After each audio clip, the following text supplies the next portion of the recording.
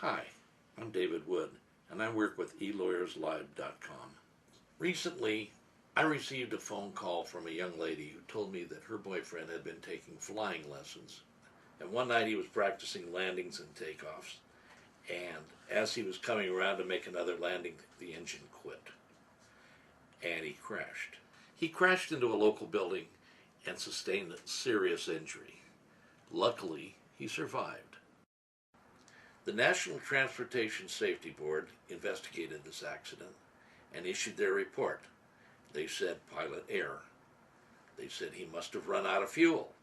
He was absolutely convinced that he had not run out of fuel because he knew that he fueled that airplane up that afternoon before he went flying.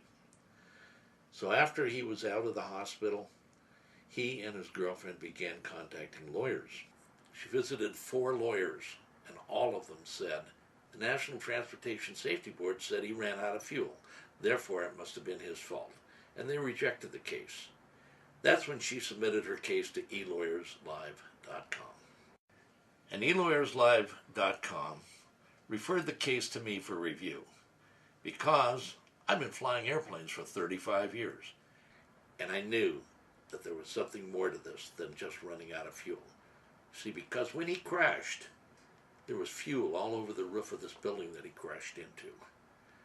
With this in mind, I initiated an investigation of why that airplane crashed. We investigated the engine, we looked at the fuel lines, and we looked at the fuel pump. The fuel pump had been overhauled and put back together incorrectly, and that's what caused that airplane to stop running that night. After identifying the cause of the crash, we knew that a lawsuit was justified. So therefore we filed a lawsuit in the federal district court. And fortunately we were able to obtain compensation for him that should take care of him for the rest of his life. It's very important to have the right lawyer for the right case, and eLawyersLive.com can provide that lawyer for you. So if you've had an injury or an accident, submit your case to eLawyersLive.com. You'll be glad you did.